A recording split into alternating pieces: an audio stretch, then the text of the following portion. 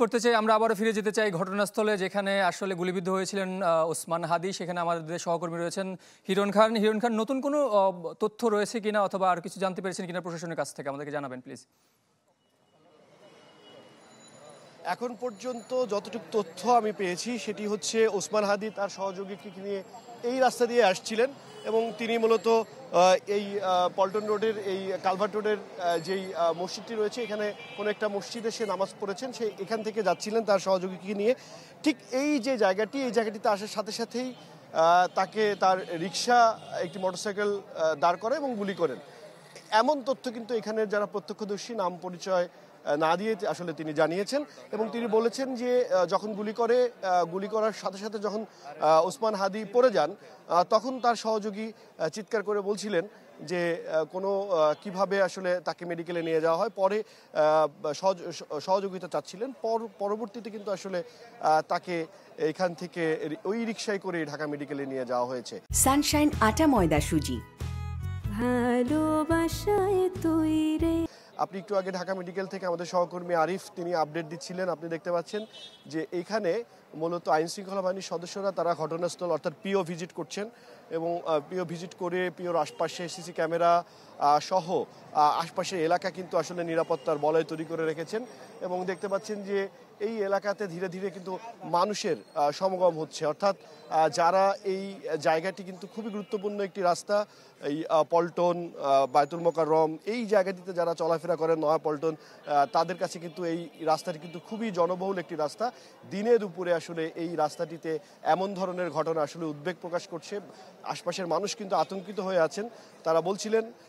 যে এমন ঘটনা আসলে তারা দিনে দুপুরে এটি আসলেই একটি অবাঞ্ছিত ঘটনা এবং যতটুকু আমি জানতে পেরেছি যে তিনি নির্বাচনী প্রচারণায় নেমেছিলেন। আপনি জানেন যে এই রাজধানীর ৮ আসনে, ঢাকা ৮ আসনের প্রার্থী তিনি এবং তিনি গতকালকে তফসিল ঘোষণার পরে তিনি নির্বাচনী প্রচারণায় নেমেছিলেন এবং সেই নির্বাচনী প্রচারণা জুম্মার নামাজের পরেই এই ঘটনাটি ঘটে এবং যার কারণে আজকে যেহেতু শুক্রবার, সেহেতু এই জায়গার আশপাশে যে অফিস আদালত সবই আসলে বন্ধ, যার কারণে দোকানপাট সবই বন্ধ। জুম্মার নামাজের কারণে রাস্তাটি খুবই নিরিবিলি ছিল। সেই নিরিবিলি সময় আসলে এই ধরনের ঘটনা ঘটিয়েছে সন্ত্রাসীরা এবং যতটুকু আমরা এখন পর্যন্ত জানতে পেরেছি, প্রত্যক্ষদর্শীরা আমাদেরকে বলছেন যে মোটরসাইকেলে করে যারা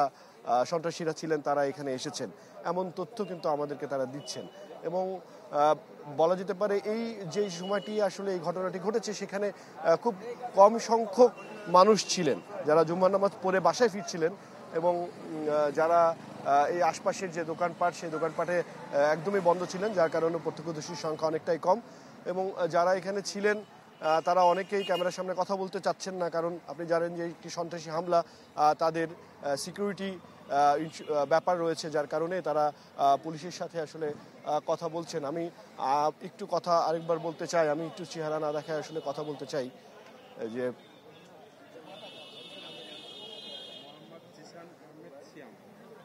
এবং যারা আসলে ওই সময়টাতে এখানে ছিলেন তাদের সাথে আসলে পুলিশ কথা বলছে এবং জানার চেষ্টা করছে। আমরা দেখতে পাচ্ছি র্যাপিড অ্যাকশন ব্যাটালিয়ন র্যাবের বেশ কয়েকটি গাড়ি, ডিএমপি, ঢাকা মেডিকেলের ঢাকা মহানগর গোয়েন্দা পুলিশ তারা কিন্তু রয়েছেন, ডিএমপি পুলিশ রয়েছেন